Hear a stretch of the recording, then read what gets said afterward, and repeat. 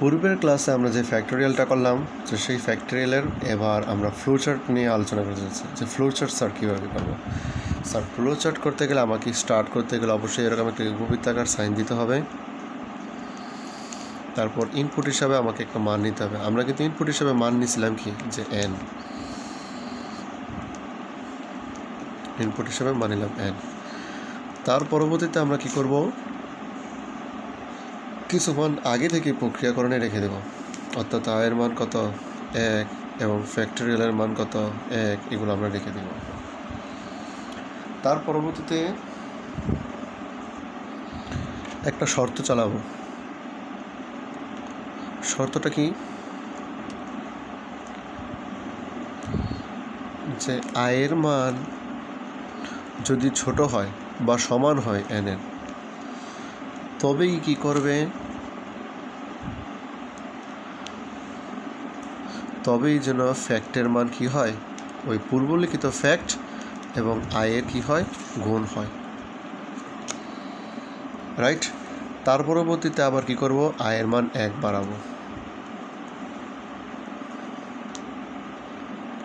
আয়ের মান 1 বাড়াবো এবং 1 বাড়ানোর পরে পরবর্তীতে আবার কি করব, এই প্রক্রিয়াটা এই শর্তকে আবার জিজ্ঞেস করব যে আয়ের মানটা 1 বাড়লো, নতুন আয়টা হলো, সেই আয়ের মানটাকে আবার এনের থেকে ছোট বা সমান যদি হয়, তাহলে আবার ফ্যাক্টরিয়ালের সাথে ওই আয়ের মানটা গুণ করো, নতুন আয়টা, মানে এখান থেকে যে নতুন আয়টা পেলাম না, এই শর্তের দিকে কাটাও। যদি খাটানোর দিকে যদি দেখা যায় সত্য হয়, তবে আয়ের মান এখানে এটা হবে। আর ফ্যাক্ট কিন্তু নতুন ফ্যাক্ট এটা, কারণ দেখেন আপনি ফ্যাক্ট মান 1 বসাইলেন, তাহলে 1 গুণ 1 গুণ করলে 1 আসলো, তো নতুন ফ্যাক্ট কিন্তু এখন কিন্তু নতুন ফ্যাক্ট, আবার আয়ও কিন্তু এটা নতুন আয়। আবার এই প্রক্রিয়াটা চলবে, ফ্যাক্ট হবে নতুন, আয়ও হবে নতুন, তো এইভাবে কিন্তু প্রক্রিয়াটা বারবার চলবে, অর্থাৎ লুপের মতো সম্পন্ন হচ্ছে। অর্থাৎ সত্য হলেই এই শর্তটা মানলেই, ইয়েস হলেই, আর যদি নো হয়, তাহলে লাস্ট যে ফ্যাক্টটা পাবো আমরা, সেই ফ্যাক্টটাই কিন্তু আমাদের কাঙ্ক্ষিত উত্তর, অর্থাৎ ফ্যাক্টোরিয়াল। তখন আমি এটাকে প্রিন্ট করে দিতে পারি, প্রিন্ট ফ্যাক্ট, লাস্টে যে আমরা ফ্যাক্টটা পেলাম। এরপর আমরা কি করব, সেটাকে এন্ড করে দেব। তো আমরা কেন ফ্লোচার্ট করি, আসলে ফ্লোচার্ট করলে সি প্রোগ্রামিং করাটা খুব সহজ হয়ে যায়, এই কারণে আমরা ফ্লোচার্ট করি। ধাপে ধাপে এই ফ্লোচার্টের সাহায্যে তখন কি আমরা ধাপে ধাপে কোনো একটা কাজ করতে পারি, যে পরবর্তীতে কী হবে, তার পরবর্তীতে কী করতে হবে, এগুলোকে আমরা বুঝতে পারি খুব সহজেই। এই কারণে ফ্লোচার্ট বা অ্যালগরিদম করা হয়। তো ফ্লোচার্ট কি, ফ্লোচার্ট হচ্ছে অ্যালগরিদমের চিত্রভিত্তিক রূপ।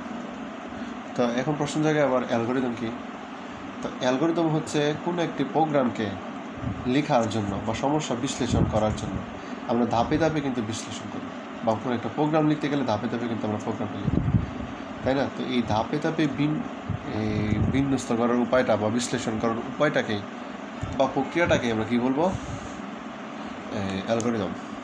যদি এটাকে বলতো অ্যালগরিদম করো, তাহলে আমরা কীভাবে করতাম অ্যালগরিদম, যেমন স্টেপ নাম্বার 1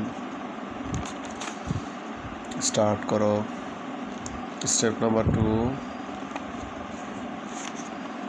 ইনপুট হিসাবে মান নাও, এন এর মান নাও, স্টেপ 3 আয়ের মান নাও 1 এবং কি ফ্যাক্টর মান নাও কত 1। তারপর স্টেপ 4 এখানে একটা শর্ত চালাও, আয়ের মান এনের চেয়ে ছোট, মানে এই শর্তটা কি রাইট বা সমান, যদি কথার শর্তটা মানে ইয়েস হয়, তাহলে আমরা কয় নাম্বার ধাপে যাবো, এটা যেহেতু 4 নাম্বার ধাপ, 4 নাম্বার ধাপ, এটা 5 নাম্বার ধাপে যাব, অর্থাৎ গো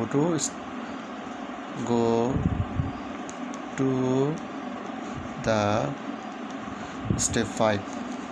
আর যদি এই শর্তটা না মানে, অর্থাৎ যদি এই শর্তটা না মানে, আমরা কিন্তু 4 থেকে 5-এ গেলাম, যদি দেখা যায় এই শর্তটা না মানে, তাহলে 4 থেকে আমরা কত যাব, আরেকটা ধাপে যাব। তো ওই ধাপটা কত, এটা পরেই আলোচনা করতেছি। তো 5, এটার পর আমরা এটা 6 ধরে নিলাম। যদি এটা 5 হয়, এটা 6 হয়, তো এটা অবশ্যই 7 ধরে নিই। অর্থাৎ যদি শর্ত না মানে, তাহলে আমরা কি লিখব, গো টু দ্য স্টেপ 7, অর্থাৎ আমরা 7 ধরে নিলাম, 7 নম্বর স্টেপ। এখন 5 নম্বর স্টেপে কী হবে এটা দেখি। 5 নম্বর স্টেপে এই কাজটা করবো আমরা, আচ্ছা ফ্যাক্টের মান ফ্যাক্ট গুণ আই। পরে 6 নম্বর স্টেপে আবার কী করব, আয়ের মান বাড়াবো কত, আই প্লাসের 1। 7 নম্বর স্টেপে কী দেখব, ওই যে প্রিন্ট করব সেই ফ্যাক্ট।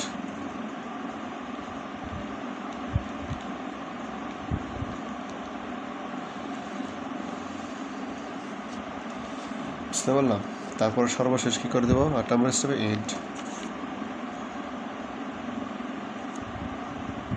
শেষ। এই ছিল আমাদের অ্যালগরিদম, ফ্যাক্টরিয়াল অ্যালগরিদম।